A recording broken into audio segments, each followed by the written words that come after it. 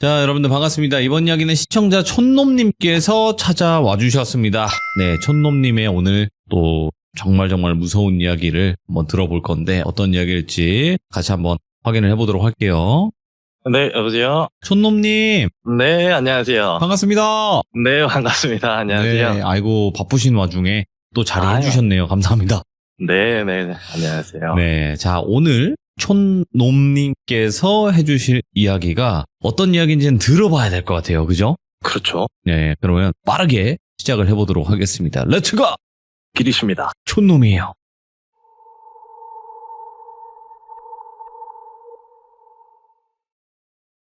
오늘 들려드릴 이야기는 혹시나 제 이야기를 들어보신 분들, 기억을 하고 계신 분들도 계시겠지만 제가 약 13년 전이죠. 13년 전에 겪었던 범죄 실화를 한번 돌비 라디오에서 소개를 하면서 들려드린 적이 있어요. 맞아요. 충격적이었죠. 예. 그 후에 이제 제 친한 지인들한테 저도 이러이러해서 사실 내가 10몇 년 전에 겪었던 이야기를 한번 제보를 한 적 있다 이렇게 이야기를 하면서 네.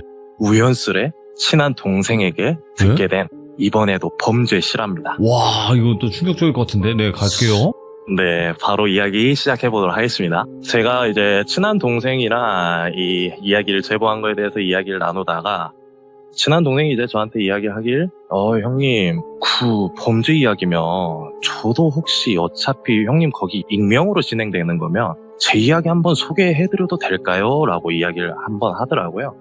그래서 이제 제가 그 동생에게 들었던 범죄 실화를 대신 전달을 한번 해보도록 하겠습니다. 그 동생을 돌비라고 제가 하겠습니다. 오늘 예. 돌비 동생이 약 7년 전에 겪은 실화인데 우리가 범죄라는 카테고리가 사실 굉장히 무궁무진하지 않습니까? 뭐 사기도 있고 뭐 여러 가지가 있지만 돌비 동생이 겪은 것은 몸캠 피싱이라는 아주 좀 난처할 수도 있고 사회적으로 창피할 수도 있고 사실 말하기가 참 껄끄러운 이야기지만 용기 내서 이야기를 해줬기 때문에 예. 조금 듣는 분들 입장에선 불쾌하실 수도 있고 하지만 네. 항상 범죄라는 거는 의심하시라는 이 말씀을 전달드리면서 예. 이야기 한번 계속 이어가 볼게요. 7년 전에 지금도 아마 있을 겁니다. 그 기능이 우리가 카카오톡 해보신 분들은 당연히 아시겠지만 요새는 오픈 채팅이라고 하는 오픈 카카오톡 카테고리가 또 따로 있어요. 예. 근데 그 오픈 카카오톡 현재는 뭐 어떻게 하는지 모르겠지만 저는 자영업을 하다 보니까 홍보 수단이라든가 여러 가지 고객들과 소통하는 수단으로 많이 활용을 하고는 있지만 오픈 카카오톡이란 게 사실 뭐 여러 가지 목적이라고 하더라고요. 똘비 동생 말로는 본인은 심심풀이 대화 친구가 필요해서 한번 우연찮게 시간을 내서 찾아보니 오픈 카카오톡이라는 시스템이 있다라고 알게 되었대요. 근데 이 똘비 동생은 이제 조금 어떻게 보면 문란한 쪽에 그런 대화를 접하게 된 거예요.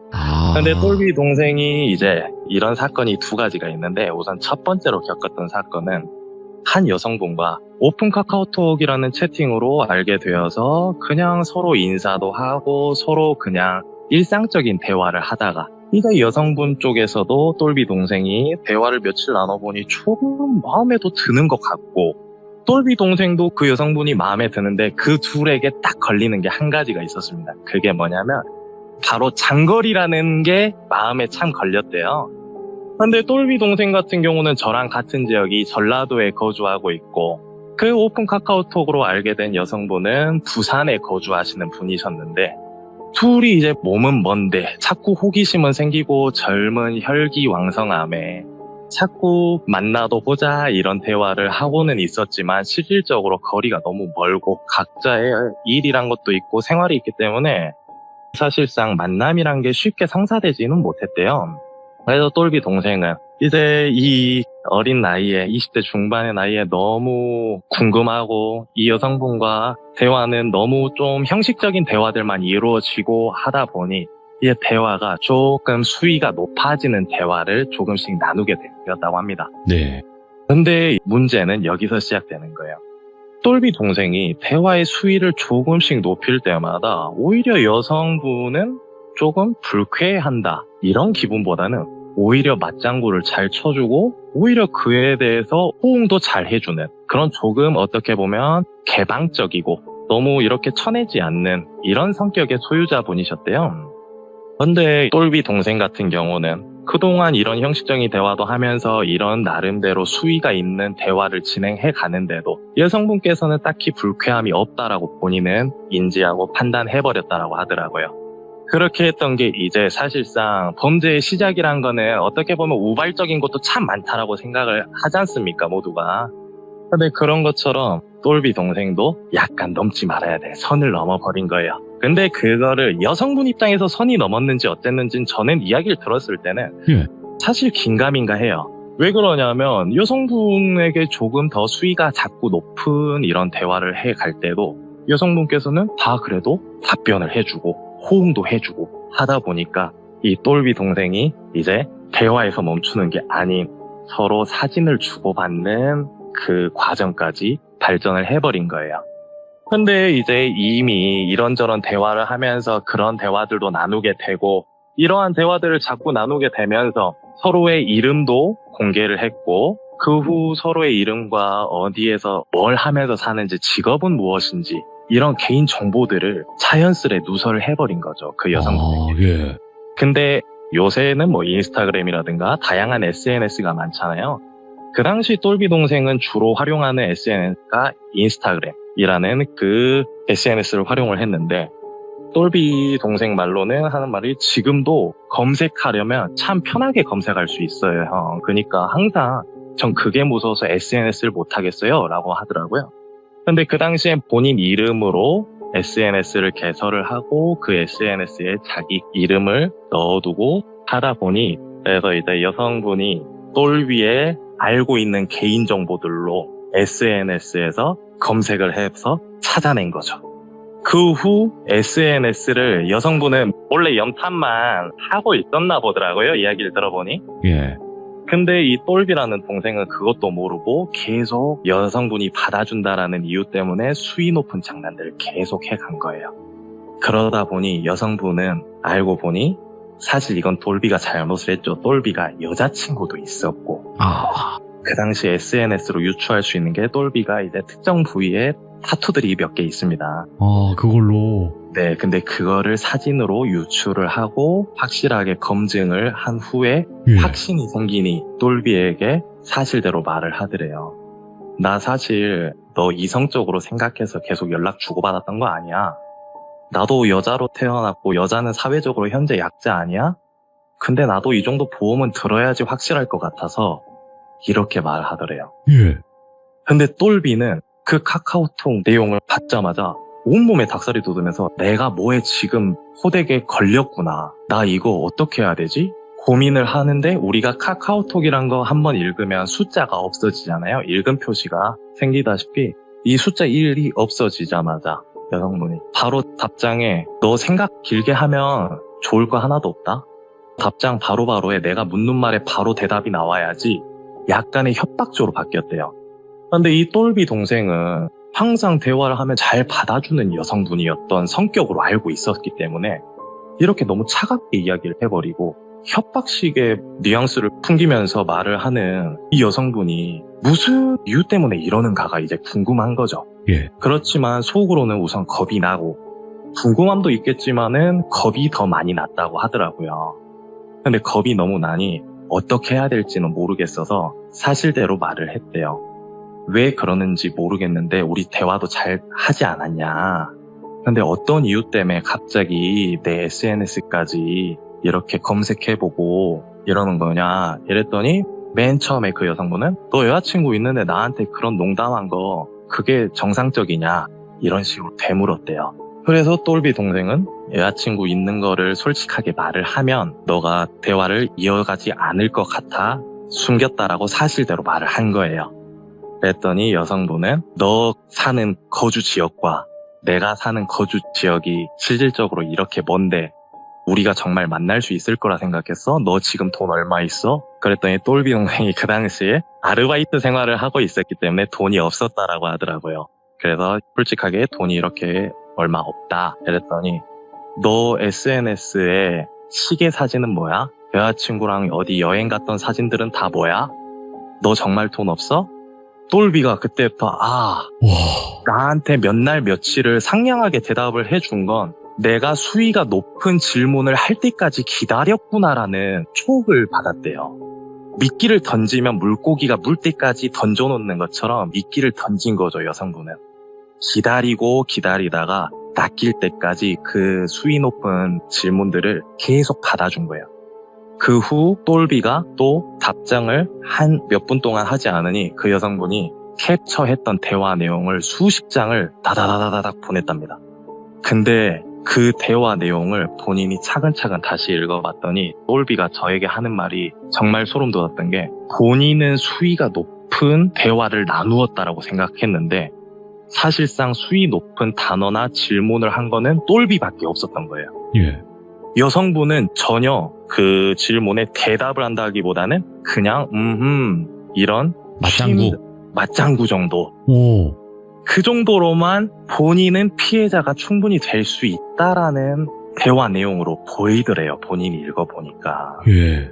그래서 그 동생이 너무 그걸로 스트레스를 받고 SNS란 게 사실 그렇잖아요. 내 지인들과 함께 소통할 수도 있고 그런 공간이기 때문에 본인 지인들에게까지 연락을 하겠다. 이 캡처 내용을 뿌리면 될까? 너 여자친구 SNS도 널 통해서 다 찾았는데 너 여자친구한테 이거 보내도 될까? 이런 협박이 점점 수위가 강해지는 거죠. 그래서 협박의 수위가 점점 강해지다 보니 똘비도 몇 날 며칠을 고민을 하다 네. 본인 가장 친한 알바하는 친한 형에게 물어봤대요. 사실은 형님, 저 동생 이 똘비가 이 성욕을 참지 못하고 그런 실수를 했습니다. 형님 미치겠습니다. 하면서 이런 하소연을 했대요. 소주 한 잔 마시면서. 그랬더니 그 형님이 똘비한테 이런 대답을 하더래요. 야, 남자가 살다 보면 혈기왕성한 나이에 그렇게 할 수도 있어. 근데 그걸 당하고 있으면 어떡하냐. 그 사람이 내가 봤을 땐 개인이 그냥 너를 갈취하려고 시기를 기다린 것 같으니 너도 역으로 그 사람 이름이랑 이런 것들 정보가 확실하다 느끼면 너도 반대로 찾아보면 안 되냐. 오히려 뭔가 명쾌한 것 같기도 하지만 현실적인 조언을 해줬대요. 친한 형이. 그래서 본인도 SNS에 찾아봤대요. 예. 그러면서 똘비 동생이 하는 말이 사진으로도 검색이 가능하다 하더라고요. 요새는 포털 사이트에 어떤 사진 배경이나 뭐 예를 들면 우리가 해운대를 놀러 가는데 어떤 랜드마크 같은 것들이 배경으로 있다면 사진 이미지 검색으로 충분히 찾을 수가 있답니다. 그래서 그날 술자리가 끝나자마자 똘비도 성격이 한골하지 않은 게 집에 가서 그 술 기운에 그 여자애에게 받았던 사진 한 장으로 이미지 검색을 계속했대요. 몇 시간 동안. 그래서 알고 보니 그 여성분이 보내줬던 사진과 똑같은 사진이 포털 사이트에서 보이더래요. 그 여성분의 개인 SNS로 연동이 되어 있는 그런 사진이어서 SNS에 들어가서 보니 그 여성분의 사진들이 수두룩하게 있더래요. 오. 그래서 보니 똘비에게 갈취하려 했던 그 여성분도 사실은 몇 년 동안 교제한 남자친구가 있었던 거예요. 그래서 똘비 동생이 술도 마셨겠다. 너도 나 찾았지, 나도 너 찾았다. 이 마음에 바로 SNS로 메시지를 보냈답니다. 그랬더니 그 여성분이 화들짝 놀라면서 어떻게 찾았냐부터 이런저런 본인도 궁금했나 봐요. 똘비 동생한테 이것저것 다 물어보더래요. 예. 그래서 똘비 동생이 너 남자친구 있는데 너도 막 나한테 보고 싶다 이랬던 거 나도 그러면 똑같이 캡처해서 보내도 되는지 협박에 본인도 협박으로 대응을 해버린 거죠. 똘비 동생이. 이제 그 여성분은 알고 보니 오픈 카카오톡이라는 곳에서 남성분들한테 몇십만 원씩 이렇게 갈취를 꽤나 많이 했다 하더라고요. 그 후에 이제 이 똘비라는 동생은 그 여성분과 서로 쉬쉬하자 약간 이런 식으로 하고 무마가 됐다고 합니다. 근데 이거는 아주 빙산의 일각입니다. 똘비 동생이 이런 일을 겪었다라고 이야기를 한 후에 저한테 형님 이야기를 먼저 드린 건 뭐냐면 사실 제가 그때는 진짜 정신을 못 차렸었나 봐요, 형님. 제가 이런 일을 겪고도 정신 못 차려서 더 큰 일이 하나 더 있었다라고 말을 하더라고요. 예. 그게 뭐냐면 이 동생 말로는 똘비는 혈기왕성함을 주체를 못하던 시기래요. 그 당시가. 그래서 불과 그 여성분과의 그런 약간 금전적인 갈취 그런 일이 있었음에도 불구하고 약 2개월 정도가 흘러서 다시 오픈 카카오톡을 했답니다. 참 대단해요. 쳐다도 안 볼 것 네. 같은데. 야, 네, 예. 다시 궁금했겠죠. 개가 예. 똥을 뜯는다고 사실 호기심도 있고 했나 봐요. 그래서 이 똘비가 다시 오픈 카카오톡 채팅을 시작을 하는데 네. 거기서 굉장히 이쁘고 날씬한 여성분의 사진을 보고 대화를 시작하게 됐대요. 예. 근데 그 여성분이 첫 대화부터 조금 찜찜함은 있었다 하더라고요, 똘비가. 그게 뭐냐면 한국인 같지가 않았다 이거예요. 우리가 사실 이렇게 음성을 듣는 대화를 하거나 이렇지 않다면 사실 우리가 이 폰트로 작성해내는 문자 메시지라든가 이런 것들은 사실 맞춤법이 맞다던가 이렇다면은 의심할 이유는 저는 별로 없다라고 생각을 해요. 근데 똘비 말로는 맞춤법도 굉장히 많이 틀리고 우리가 소리내어 읽는 그 발음 그대로 대화를 이어간다라고 하더라고요. 그래서 본인은 이게 우리나라 사람이 아니구나. 그렇지만 사진을 볼 때마다 너무 본인의 이상형에 가까웠기 때문에 그거는 중요하지 않았다 하더라고요. 그래서 그 여성분과 대화를 하면서 뭐 처음 약 일주일가량은 그냥 서로 뭘 하냐, 밥은 먹었냐 이런 정말 형식적인 대화만 주고받고 했다고 합니다. 근데 오히려 이번에는 전에 있었던 일과 반대로 여성분 쪽에서 조금 훨씬 더 적극적이더래요. 어느샌가부터 오빠 하면서 오빠 사는 지역 한번 놀러 갈까?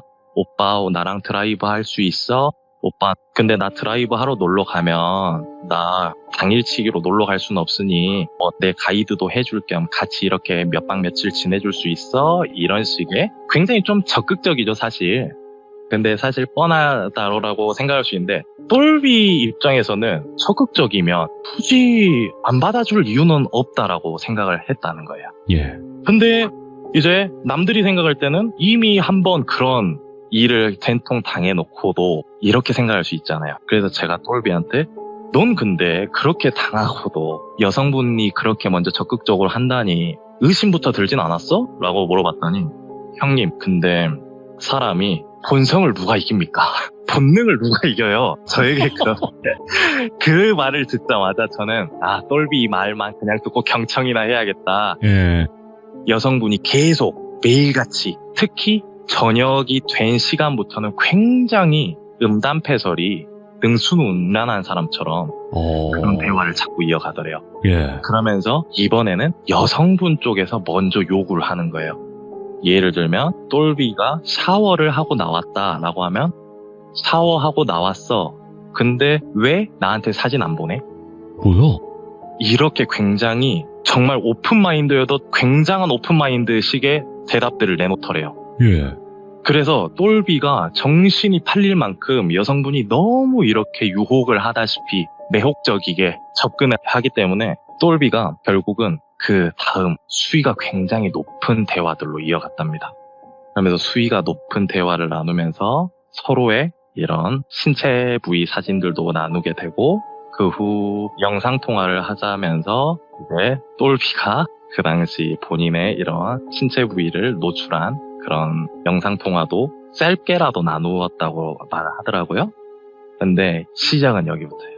그러고 나서 그렇게 일주일가량을 똘비는 정말 좀 달아오르는 후끈후끈한 대화들을 이어왔는데 어느 날 갑자기 다음날 아침부터 약 3일간 연락이 아예 안 되더래요. 예. 근데 3일간 연락이 안 되는데 그 여성분의 카카오톡 프로필 사진은 몇 시간 단위로 주기적으로 바뀌더래요. 그러니까 카카오톡은 활동을 하고 있는 것인데 본인의 질문에만 일부러 피하고 있다라는 느낌을 강하게 받았대요. 근데 이 똘비가 너무 답답하고 본인과 몇 날 며칠 이렇게 대화하고 본인 달아오르게끔 다 해놓고 이렇게 한다는 거 뭐지 싶어서 먼저 연락을 했다고 하더라고요. 근데 연락을 했는데 읽음 표시 숫자 1자가 없어지면서 바로 답장이 오더래요. 예? 말투가 180도 바뀐 정말 완벽하게 한국말을 구사할 수 있는 맞춤법을 갖춘 말투로 너 땡땡땡, 너 이똘비, 너 각오하고 있어. 이 답장이 바로 오더래요. 근데 똘비가 문득 드는 생각이 나 이전에 이런 일이 있어서 그와 비슷한 감정이 다시 샘솟더래요. 근데 그러고 나서 약 몇 시간 뒤 생판 모르는 사람들과 함께 형성되어 있는 단체 채팅방에 본인이 초대가 되더래요. 예? 근데 친구 목록을 보니 알 수 없는 친구들은 다 등록이 안 되어 있잖아요. 똘비가 본 이 리스트들은 전부 다 이름도 처음 듣고 사진을 눌러봐도 본 적도 없는 일면식도 하나도 없는 사람들과 단톡방에 초대가 된 거예요. 근데 그 단톡방에 갑자기 똘비에게 할 말 있으면 해라 라는 글이 올라왔는데 똘비가 물음표 같은 심정이었대요. 그래서 물음표 하나 딱 보냈답니다. 그랬더니 갑자기 그 대화를 나누던 여성분의 프로필 사진을 달고 있었던 그 사람이 똘비와 나눴던 음란 사진들부터 대화까지를 몇십 장을 쭈루루루루루 전송을 하더래요. 그런데 그걸 보자마자 알 수 없었던 그 카카오톡 이 명단들 있잖아요. 단톡방에 초대된 인원들. 그 인원들이 보고 하나둘씩 빠져나가더래요. 그러고 갑자기 똘비에게 넌 왜 안 나가냐 물었대요. 그래서 왜 그러시는지에 대해서 물어봤더니 방금 초대된 사람들 다 내 피해자야. 이 사람들 다 나랑 지금 합의 중에 있는데 너 돈 있냐부터 물어보더래. 근데 알고 보니 그 여자인 척 행세한 남자였던 거예요. 알고 보니 본인이 몇 날 며칠 이런 음란한 대화도 나누고 시시콜콜 뭐 이런 대화들을 나눴던 그 대상은 알고 보니 남자였던 거예요. 여자인 척을 해왔던. 근데 그 남자가 어느 날 갑자기 본인에게 계속 돈을 요구하는데 똘비가 앞서 말했던 것처럼 돈이 없다. 난 돈이 없습니다. 라고 계속 이야기를 했대요. 그랬더니 나 너 이름 다 알고 그런데 너 SNS 보니까 너 차도 타고 다니던데? 너 집도 있던데? 너 밥도 잘 먹고 다니던데? 너 근데 어디서 대출 나올 때도 없어? 이것부터 물어보더래요. 그래서 너 나한테 말하기로는 되게 돈 그래도 많은 사람 같았는데 나 딱 말할게. 나 너한테 5천만 원 기대해. 기대한다라고 말하더래요. 5천만 원을 받고 싶다. 5천만 원을 준비해라. 또 아닌 5천만 원을 기대한다라는 말, 기대해라는 말이 굉장히 소름이 끼치더래요, 똘비가. 근데 그 말이란 게 저도 똘비한테 들었을 때 견적을 쟀다는 거 아니에요. 그 몇 주라는 시간 동안. 나 너 탈탈 털면 5천만 원 정도는 너한테 뺏을 수 있을 것 같은데 라는 말처럼 들렸다 이거예요. 그러고 나서 똘비는 너무 겁을 먹어서 왜 그러시는지에 대해서만 계속 묻고 그 다음 죄송하다. 그 당시 할 수 있었던 말은 죄송하다 라는 말밖에 없었대요. 근데 거기서 오는 답장은 죄송할 건 내가 아니지. 계속 이 말만 한 거예요. 죄송할 건 본인이 아니다. 감정이 없는 사람처럼. 그래가지고 이제 똘비가 우선은 시간을 벌어야겠다. 뭐라도 해봐야 되니까 벗어날 수도 있고 뭐든 시도는 해봐야 된다 생각해서 시간이 필요하다 느꼈대요. 그래서 일주일만 시간을 주시면 최대한 준비를 해보겠다라고 딜을 본 거죠. 그랬더니 알겠다. 근데 일주일 후에 말이 바뀌면 이 사진들 전부 다 네 SNS 지인들에게 하루에 3명씩을 뽑아서 사진을 전송하겠다. 이런 협박을 한 거예요. 그러면서 똘비는 주변 지인들에게 말하기도 뭐하고 해서 그 당시 대출도 생각해보고 하지만 사실상 뭐 번듯한 직장을 가지고 있었던 게 아닌 아르바이트 생활을 이어가고 있었고 그리고 똘비는 사실상 이제 모아둔 돈도 그 당시에는 없었고 해서 대출도 어려운데 그 5천만 원이란 돈은 너무 큰 돈으로 느껴졌대요. 예. 그래서 똘비가 그 시간을 벌어온 일주일 동안 정말 삶을 포기할까라는 고민이 들 정도로 피폐해져 갔대요. 하루에 잠도 2시간, 3시간만 자고 불안함에 하루 종일 떨어야 되고 휴대폰이 울리면 그 사람에게 연락이 왔을까 봐서 휴대폰을 보는 것도 겁이 날 만큼 그 심리적인 압박감에 계속 미쳐가더래요, 사람이. 근데 그렇게 미쳐가다가 똘비가 일주일 딱 지났는데 연락을 해야 되는데 연락을 할 용기가 안 생기더래요. 그래서 눈 질끈 감고 될 대로 되겠지 하고 자려고 누웠는데 새벽 2시쯤 조금 넘은 시간에 카카오톡으로 보이스톡이 오더래요. 근데 보이스톡을 받았더니 뭔가 굉장히 어눌한 말투의 남자가 일주일 됐는데 연락을 너가 먼저 하기로 했는데 연락을 안 했다. 연락을 하기로 했는데 너 연락을 안 하네? 난 너가 괘씸해서라도 지금 내가 보여줄게 하면서 본인 SNS에 같이 팔로우 돼 있는 지인 3명에게 사진을 전송을 해버렸대요. 우와, 진짜 정말로. 하네? 예. 그래서 전송을 한 걸 캡처를 찍어서 똘비한테 그대로 다시 보여주더래요. 말했다. 일주일 지났는데 오늘 너가 연락을 안 했다는 이유 때문에 3명에게 보냈다. 근데 내일도 이렇게 해봐. 어떻게 되는지. 그랬는데 똘비는 이미 사진이 뿌려져 버렸고 사실 겁이 나더래요. 그렇게 그 잠깐 몇 분 사이에 사람이 정말 감정이 뒤죽박죽이 되고 있는데 그쪽에서 다시 연락이 온 거예요. 최소한의 성의는 보일 수 있겠느냐. 그러면 내가 전송 보낸 거 아직 읽지 않았으니 전송 취소하면 안 갈 거다. 나 믿어라. 본인을 갑자기 믿으라 한대요.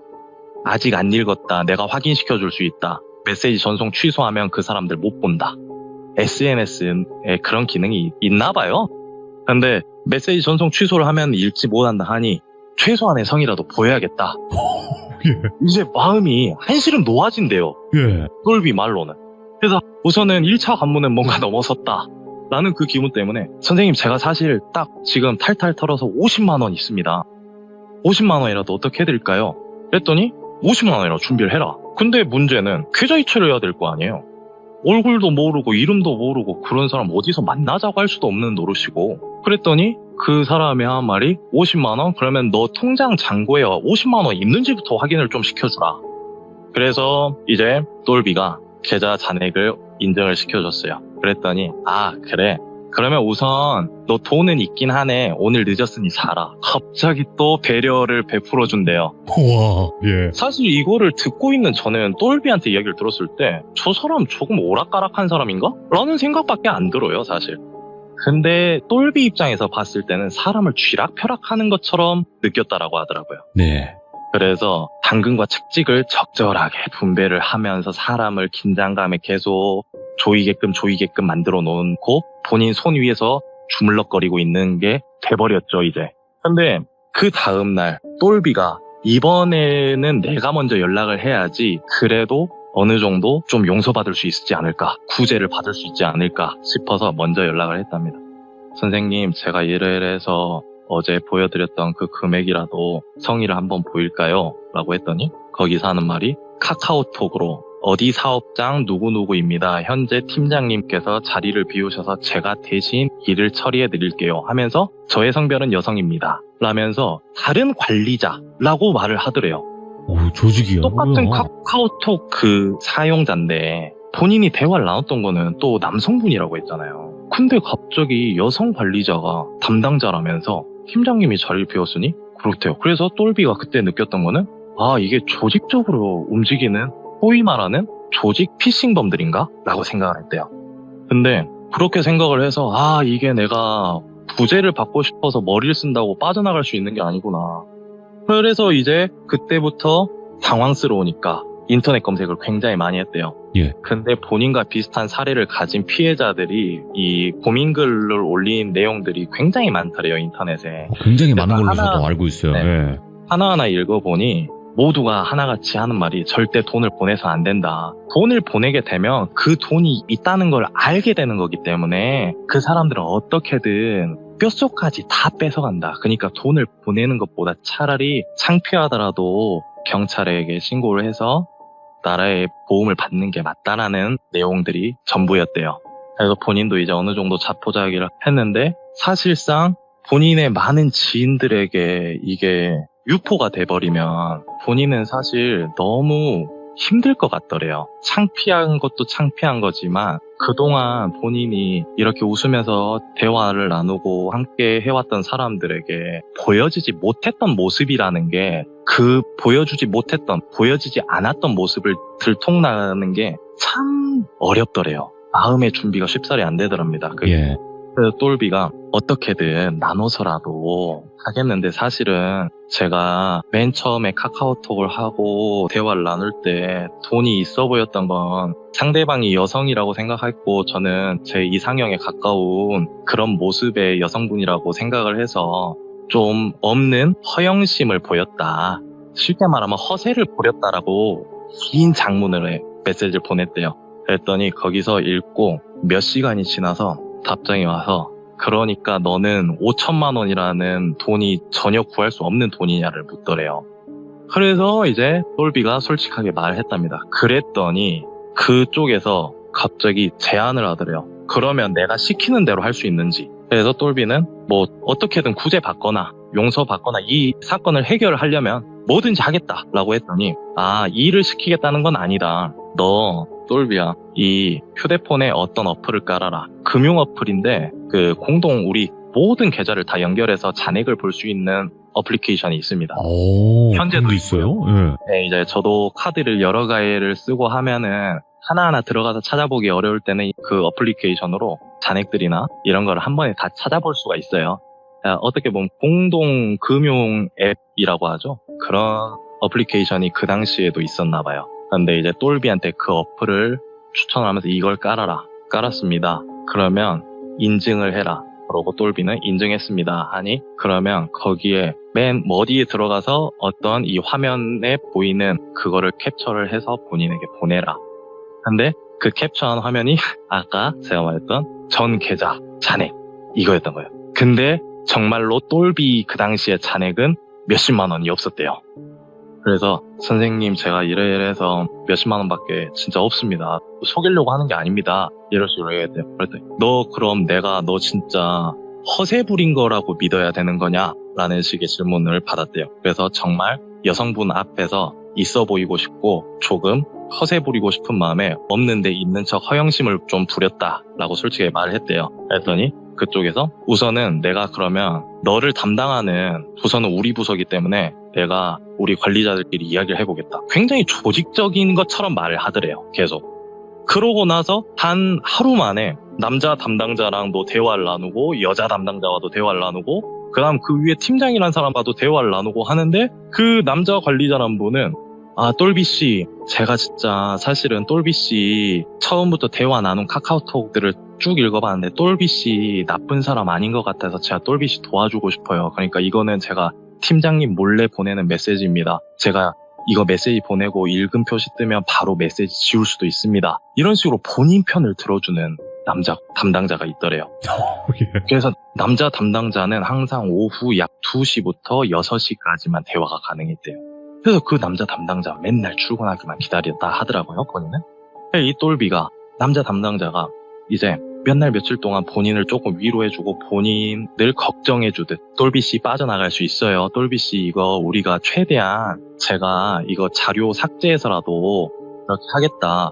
그런데 똘비가 갑자기 드는 게 근데 제 자료라뇨? 이랬더니 카카오톡 동영상을 하나 보내더래요.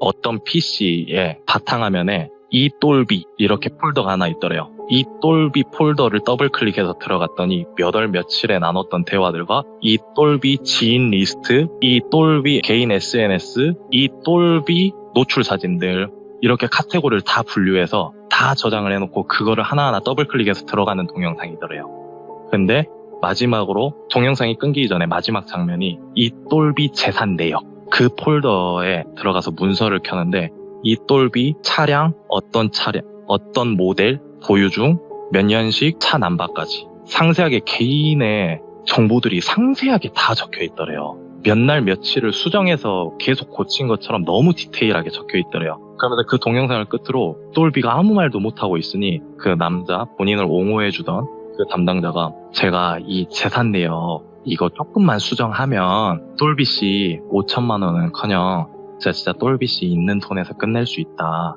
똘비씨 나는 믿어라. 나는 꼭 믿어주라. 그래서 똘비는 이제 믿을 구석이 그 얼굴도 모르고 이름도 모르는 그 남자 담당자를 믿게 된 거예요. 그래서 이제 똘비는 제발 좀 해주실 수 있나요? 그랬더니 갑자기 그 대화를 하고 있는데 남자 담당자가 이제 저 대화 못합니다. 내일 다시 제가 먼저 연락드릴게요 하고 연락을 끊더래요. 그러고 다시 또 여자 담당자가 바로 연락이 오더래요. 똘비씨 이거 진짜 돈 해주셔야지만 이거 벗어날 수 있다고, 안 그러면은 계속 지인들한테 유포한데, 똘비씨가 그래도 다른 분들은 잠수 타는 분들이 정말 많아요, 똘비씨. 근데 똘비씨는 매일같이 이렇게 우리가 뭐 물어보면 이렇게 대답도 하고 답장도 하시니까 돈만 내면은 똘비씨는 진짜 그냥 바로 해결해드리겠다고 계속 그렇게 하더래요. 근데 똘비가 그 여성 담당자한테 혹시 잠수 탄 분들은 다 어떻게 됐냐 이랬더니, 아 그래 잠시만 기다려보세요 이러더니 또 이름 모를 사람들이 모여있는 단톡방에 초대를 하더래요. 그래갖고 그 사람들의 나체 사진부터 다 보내버린 거예요, 단톡방에. 다른 피해자들의 사진이죠. 똘비는 이게 잠수를 타도 끝나지 않는 악의 굴레구나 생각이 돼서 이거 해결해야 된다 싶어서 그냥 알겠다 하고 어떻게든 처리를 하겠다 했는데, 이 다음날 이제 남자 담당자가 다시 먼저 연락이 오더래요. 똘비씨 저 다시 한 번만 금융어플 저 보여줄 수 있어요? 이랬대요. 그랬더니 똘비가 네 잠시만요 하고 보냈는데, 그 사이에 이제 뭐 알바비도 받고 해서 조금 더 불어나서 똘비가 그 당시에 딱 80만 원 정도가 있었다 하더라고요.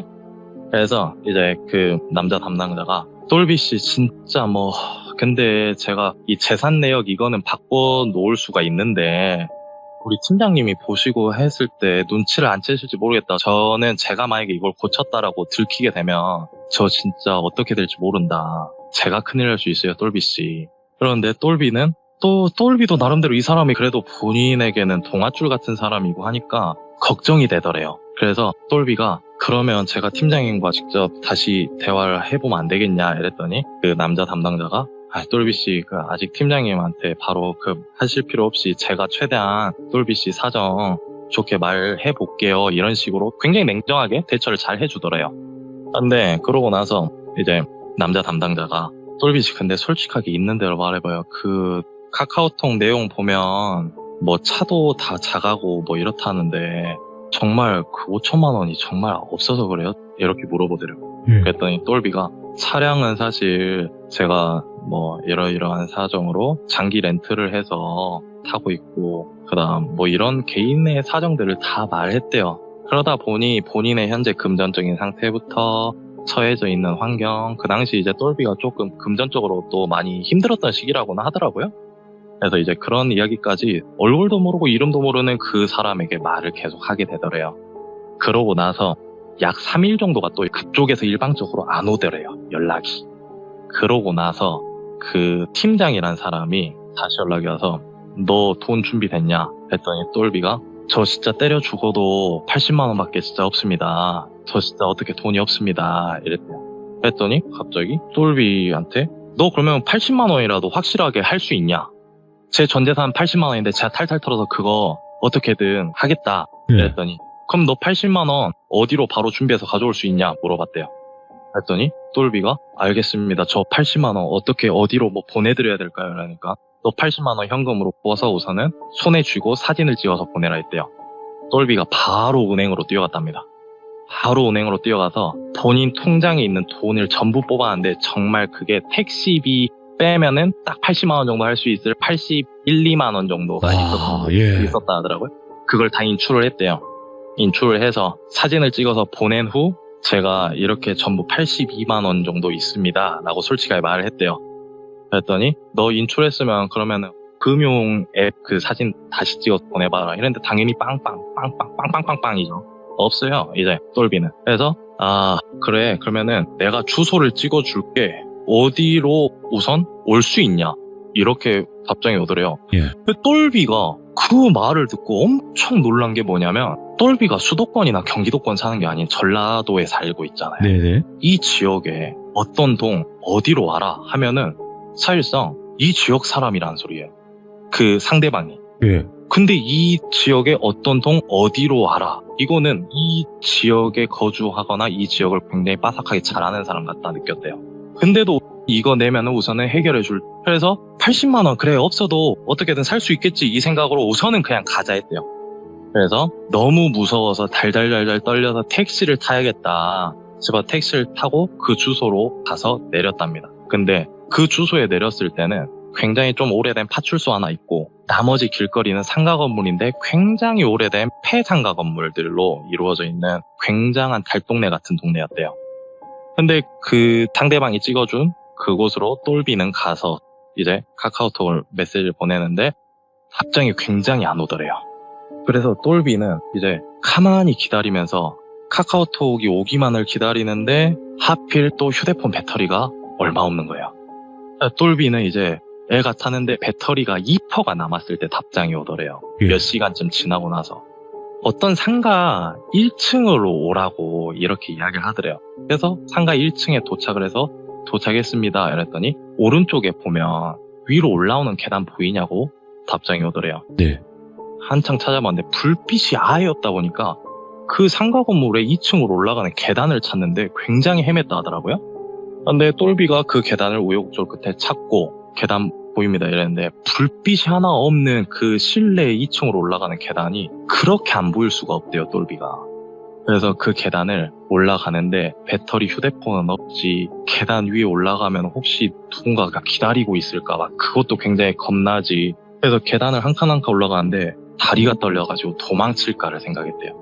근데 그 한 달 넘게 그렇게 이 피폐하게 협박당하고 계속 이렇게 유포될까봐 걱정하고 이런 거에 비하면 차라리 그 순간이 더 나았다라고 말을 하더라고요. 그래서 계속 올라갔대요. 그래서 결국 계단 끝에 도착했더니 작은 오래된 녹슨 철문이 하나 있더래요. 예. 그래서 철문을 열면 어떻게 될까 별의별 생각이 다 들더래요. 그래서 철문 앞에 도착해서 계단 끝으로 올라왔습니다. 그러니까는 문 보이지? 문 열어. 이랬대요. 문을 열었대요. 문을 열었더니 옥탑방 보면 옥탑방 집이 있잖아요. 우리 가건축으로 올려놓은. 옛날 상가 건물들 보면은 가건축으로 올려놓은 이 옥탑방이 있는데 그 옥탑방이 하나가 보이더래요. 불은 다 꺼져 있고 불빛도 하나도 안 나오는 그 페인트가 다 벗겨진 그 옥탑방이 딱 하나 있는데 저기에 뭔가 누군가가 있을 것 같은 생각이 자꾸 들더래요. 근데 철문을 열었을 때 옥탑방이 바로 보이는데 불빛이 하나 없는데 그거 아세요? 옥탑방 문 열고 들어가려면 우리 철제문 슬라이딩 도어로 철제문 옛날 집들은 다 그렇게 돼 있는 집들 있잖아요. 그 철제 슬라이딩 도어로 되어 있었더래요. 근데 멀리서 봐도 굉장히 큰 자물쇠가 철제문 가운데 딱 잠겨 있더래요.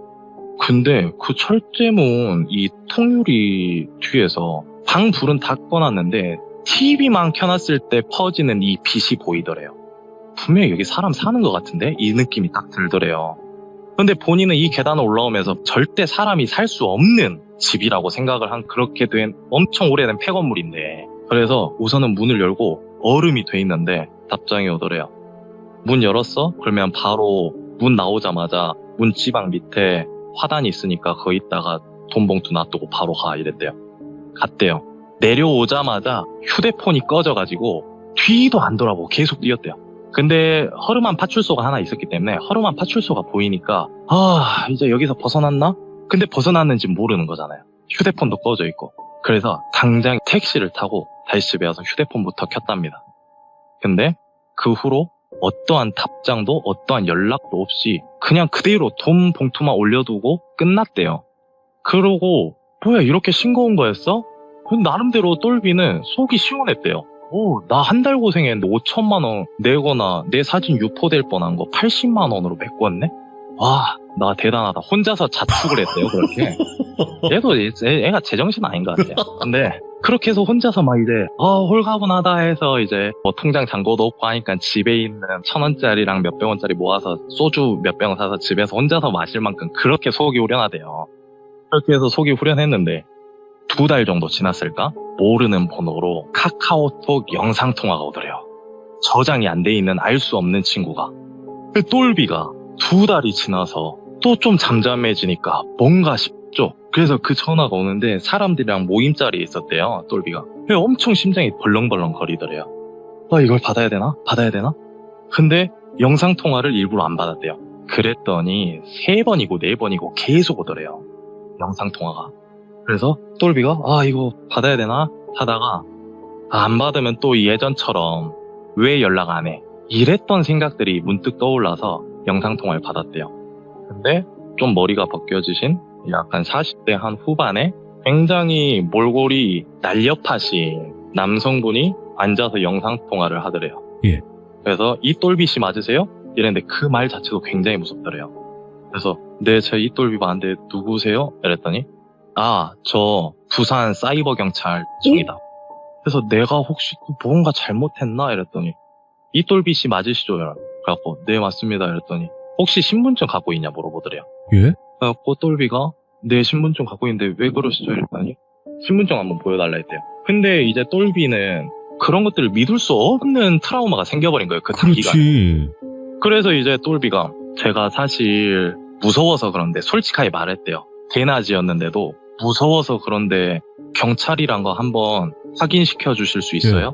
이렇게 물었대요. 그랬더니 그 경찰관님이 씩 웃으면서 뒤에 옷장에서 본인의 제복을 꺼내가지고 이름이랑 싹 다 보여주더래요. 그리고 본인 명패까지도 다 보여주고 저 진짜 경찰이니까 저 안심하시라고. 근데 똘비씨 거주하시는 데가 전라도니까 저는 부산 사이버 하지 않냐. 근데 제가 부산 지역 번호로 전화를 몇 번을 드렸는데도 전화를 안 받으셔서 이렇게까지 한 거다라고 자초지종을 이제 설명을 해주더래요. 예. 그래서 이제 똘비는 조금 그래도 내가 생각했던 그런 일은 아니구나라고 생각을 해서 좀 안심이 되더래요. 그래서 이제 모임이 있으니 제가 밖에 나가서 다시 전화를 하겠습니다라고 하고 거기로 다시 이제 정식적으로 전화를 했대요. 그래서 서해 전화를 하니 정말 그분과 통화 연결이 되어서 그분과 통화를 하는데 이제 거기서 하는 말이 이 똘비 씨 최근 몇 개월 전에 이런 일이 있었죠?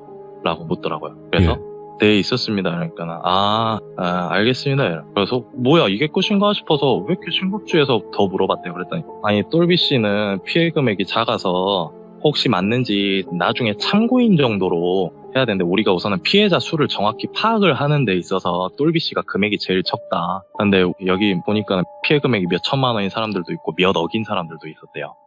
그래가지고 이 사람들 다 본인이 조사를 받아야 되는데 진술서를 받아야 되는데 똘비는 피해 금액이 그중에서 제일 적어서 피해자 수 확보하는데 거기에 명단만 넣으려고 확인차 연락을 했다 하더라고요. 똘비한테는. 진짜 경찰인 거예요 그러면? 네, 진짜 경찰이었던 거예요. 반전이 없었던 거예요, 여기서는. 그래서 이제 진짜 경찰인데 피해자 수나 이런 걸 너무 명확하게 말해버리니까 똘비는 이제 나름대로 안심이 됐대요. 근데 이제 경찰 그쪽에서도 이제 뭐 범인은 잡았고 어쩌고 이렇게 이야기를 하니까 똘비도 아유 이제 난 진짜 다 됐다 하고 두 팔 두 다리 다 뻗고 잘 지내고 있는데 또 약 2주 정도 지나서 모르는 휴대폰 번호로 부재중이 엄청 찍혀 있더래요. 똘비가 그때 이후로 모르는 번호, 저장되지 않은 번호 아니면은 010 휴대폰 번호가 아닌 지역 번호로 적혀 있는 번호들을 무서워서 좀 피하게 된다 하더라고요, 얘가. 예. 근데 지금은 안 그렇다라고 하던데 뭐 그 당시에는 좀 그랬대요. 그래서 똘비가 모르는 번호로 부재중이 같은 번호로 계속 찍혀있으니까 또 덜컥 혹시나 하는 마음에 네. 전화를 안 받았는데 이제 장문으로 문자가 오더래요. 읽어보니 그 몸캠 피싱 요 갈취범의 친누나라고 문자가 왔더래요. 뭐야 이건 그래서 참 아이러니하죠.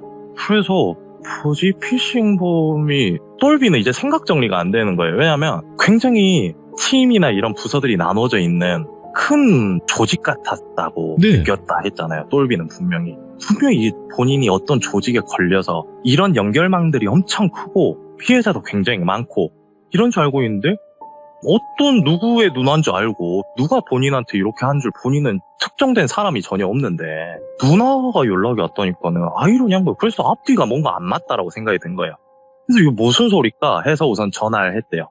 했더니 여성분이 전화를 받으면서 혹시 이똘비 씨 맞으세요? 물어보더래요. 그래서 혹시 그 여자 담당자라 했던 그 사람이 또 나한테 재차 이러는 건가 싶어서 그냥 무섭더래요. 그냥 모든 게. 근데 이제 똘비가 네 맞는데요. 누구세요? 이랬더니 저 누구누구 누나예요. 그래서 누구누구가 누군지 모르겠는데 왜 그러시냐 이랬더니 그 최근에 불미스러운 일이 있으셨고 경찰서에서 통화도 하셨다면서요. 그러면서 이런저런 이야기를 하더래요. 그래서 맞다 이랬더니 갑자기 그 여성분이 엄청 대성통곡을 하면서 제 동생이 지금 재판을 앞두고 있는데 제가 직접 죄송하다 사과를 드리고 합의를 직접 봐드리고 싶어서 그렇다 하면서 엄청 울더래요. 그래서 뭔가 싶어서 왜 울지? 울고 싶은 사람은 난데 왜 네가 오나 싶어서 이제 왜 우냐 물어봤대요. 그랬더니 사실은 제가 결혼을 앞두고 있는데 이제 결혼을 3주 앞두고 있더래요. 그 여성분이. 예. 근데 하나뿐인 동생이 있는데 그 동생이 감옥에 가게 생겼다 이래서 아니 그러니까 동생이 뭘 했는데 자기한테 자꾸 합의를 봐달라 이렇게 이야기를 하냐 이랬더니 하는 말이 무슨 말씀이시냐고 제 동생한테 그렇게 당하신 거 아니냐고 그래서 아니 저는 어떤 그 조직이었잖아요. 그러니까는 아 저 생각해 못 들으셨구나. 그 제 동생 혼자서 한 거예요. 이때 소름이 쫙 돋더래요. 여자 목소리 혼자- 어떻게 내고? 맨 처음에 여자인 줄 알고 대화를 시작했잖아요. 예. 근데 원래 알고 보니 남자였는데 그 남자 혼자서 팀장, 남자 담당자, 여자 담당자 1인 3역을 한 거예요. 얘 하나한테 돈을 갈취하려고. 예. 1인 3역을 시간대를 정해놓고 본인이 설정해놓은 말투와 본인이 설정해놓은 이 전략들이 다 있었던 거예요. 그러니까 이 범죄라는 거를 머리 쓰니까는 얘 혼자서 1인 3역까지 해버려. 그러니까 본인은 생각지도 못한 걸 그걸 듣고 난 한 명한테 그러면은 여자 담당자한테는 이랬고 남자 담당자한테는 이랬고 팀장한테 이랬고 그 시간마다 계속 벌벌벌 떨어왔던 본인이 정말 어이가 없어지는 거예요. 그래서 이제 그 친 누나한테 자초지종을 다 듣게 된 거죠. 그러고 나서 결국은 뭐 합의서를 써주고 피해 금액을 그대로 친 누나한테 다시 전달을 받게 되면서 해피 엔딩이긴 했는데 그 후 약 합의를 보고 한 반년 정도 지나서 이제 또 문자가 오더래요. 그 부산 뭐 검찰청 뭐 피해자 누구는 뭐 이렇게 해서 그 범죄 내용 해서 징역 2년 6개월 선고받았다라는 게 피해자들한테는 다 온대요. 똘비말로. 그래서 그 문자를 받고 그 사건의 본인도 어떻게 보면은 피해자로서는 연루가 됐던 거니까 예. 궁금해서 다시 전화를 했대요. 경찰에게. 그랬더니 이제 말을 해주더래요. 근데 이 똘비 씨 근데 어디 사시죠? 이랬대요. 그래서 네 저 여기 살고 있습니다. 그래서 이 똘비 씨는 뭐 그런 거 없었냐고. 그래서 뭘 말씀하시나 싶어서 물어봤더니 그 사기범이 같은 지역 어디 어떤 건물로 오라 했을 때 옥탑방 보였죠? 이러더래요. 본인 그 옥탑방 바로 철문 열자마자 봤잖아요. 그 범인 그 옥탑방 안에서 이 똘비씨 보고 있었어. 완전 소름 돋더래요, 똘비가. 예. 아니 그러면은 왜 철문에 자물쇠가 잠겨있냐? 이것부터 의문인 거예요. 똘비가 그때부터 소름이 돋아가지고 내가 그러면 철문 열고 발발발발 떨면서 이 돈봉투 놔두는 것까지 그 안에서 숨어서 다 보고 있었다 이거예요. 그러면서 그 경찰관 하는 말이 이 똘비씨 내가 부산에서 직접 거기까지 내려가가지고 나 그 옥탑방에서 그 사람 잡았다고. 옥탑방 봤죠? 그러니까 똘비가 네 봤습니다. 그래서 그 옥탑방 봤는데 아무 생각도 없었냐고. 그래서 똘비가 아니 제가 봤을 땐 분명히 가운데 문에 자물쇠가 잠겨 있었고 해서 아무도 없는 그런 집인 줄 알았다 이랬더니 갑자기 그 경찰관이 그 가해자 철문으로 출입 안 했다고. 항상 창문으로 넘어 다녔대요. 오. 그래서 본인도 그 길 갔을 때 철문을 중앙 현관문을 열고 들어가려 했는데 안 열렸대요. 그래서 창문을 열어봤더니 인기척이 느껴져서 창문 안으로 들어가서 검거를 했다 하더라고요. 아. 근데 알고 보니 혼자서 휴대폰을 본인 명의로 3대까지 개통을 해서 1인 3역을 계속하면서 피해 당한 사람이 27명이 몸캠 피싱에 그 개인 1인에게 당했다라고 하더라고요. 그 이야기를 듣고 똘비가 한번 시간이 많이 흘러서 이제 다시 그 주소는 까먹어가지고 지나가는 길에 이쯤이겠거나 하고 차를 세워놓고 한번 봤대요. 근데 차마 또 그 가해자가 거기 있었다 해서 그 건물 자체는 낮에 와보니까 확실히 찾을 수가 있더래요. 예. 찾아서 올라가 보곤 싶었는데 정말 그 굴욕적이기도 하지만 뭔가 여기에서 사건이 있었다는 그 찜찜함 때문에 올라가 보진 못하고 밑에서 한번 쓱 보고 왔다면서 저한테 그런 범죄 실화를 본인도 겪었던 적이 있다고 익명이니까 용기 내서 형님이 한번 전해달라고 이렇게 이야기를 한번 하더라고요. 이랬던 이야기를 한번 들려드렸습니다. 와, 진짜로. 아니, 끝까지 저희도 네. 그 경찰이 전화 왔다 그 영상통화 걸었다 그랬잖아요. 네네. 그래서 저도 안 믿었어요. 경찰이 아니겠지 했는데 경찰인 거예요. 근데 이거는 제가 봤을 때 신분증이랑 얼굴 확인하려고 했던 것 같긴 한데. 그런 것 같아요. 다른 사람이 전화를 받았을 경우에는 또 피해자가 아니니까 피해자를 특정해서 그래야 되니까 그랬을 것 같고. 아우. 참 저는 그게 무섭던데요. 철문을 열고 오. 보이는 그 옥탑방 안에서 네. 호시탐탐 돈을 놔두고 가는지를 확인했다는 게. 그러니까 그 사람이 미성년자는 아니죠? 아, 그 가해자. 가해자가 이제 막 성인이 됐던 21살 정도나 됐던 그런 친구라고 똘비는 들었다 하더라고요. 그래서 저도 그 이야기 듣고, 야, 뭔, 너는 한참 어린 동생한테 이겨먹지도 못하냐 하면서 제가 술 한잔 하면서 놀렸던 이야기였는데, 야, 굉장히 근데 어렸고 누나가 결혼을 앞둔 나이 차가 많이 난 남매라고 하더라고요. 그때 이 이야기를 들으면서 확실히 좀 좁다고 느껴진 거는 예, 시청자분들 중에서도 자기 지인도 그 중에 한 명이었다라고 얘기하시는 분들이 있네요. 예. 와, 아마 이런 댓글 이야기 달릴 거예요. 많은데? 저도 그 중에 27명 중 한 명입니다. 이렇게 또 달릴 수도 있고 아니면 내 친구다라고 표현하면서 그렇게 할 수도 있는 거고. 그렇죠. 아, 근데 진짜 그래요. 애초에 이런 걸 안 하면 이런 일이 없죠. 예. 그렇죠. 하지만 그래서 진짜 또 조심해야 될 것 같아요. 그죠? 네, 그래서 끝으로 저도 한번 범죄 실화를 말씀을 드렸고 이번에 또 제 친한 동생 중 한 명이 또 이런 범죄 네. 실화를 또 이야기해 줬는데 항상 뭔가 사람이란 게 범죄에 늘 노출될 수밖에 없다라고 생각을 해요. 맞죠? 모든 걸 다 네네. 의심을 조금 해보는 습관도 좋을 것 같습니다. 알겠습니다. 우리 촌놈님 너무너무 전달 잘 해주셔서 감사드립니다. 고맙습니다. 네, 감사합니다. 네.